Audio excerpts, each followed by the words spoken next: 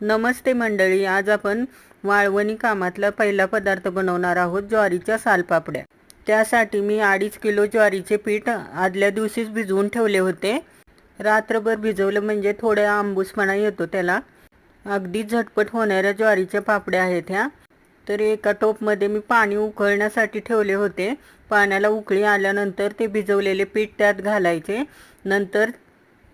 नंतर आपल्या आवडीनुसार मीठ व भरपूर तीळ घालायचे। तुम्हाला तिखट आवडत असेल तर मिरचीही वाटून टाकली तरी चालेल। मी फक्त तीळ आणि मीठच टाकले आहे, तुमच्या आवडीनुसार तुम्ही टाकू शकता। नंतर ते पीठ चांगले शिजवून घ्यायचे। चांगले शिजले तरच पापड्या तुमच्या चांगल्या होतात। आणि कॉटनच्या बेडशीटवरती त्या पापड्या पळीने टाकायच्या गोल गोल। नंतर सुकल्यानंतर पाणी मारून त्या काढून घ्यायच्या। पुन्हा उन्हात 2 दिवस सुकवायच्या छान।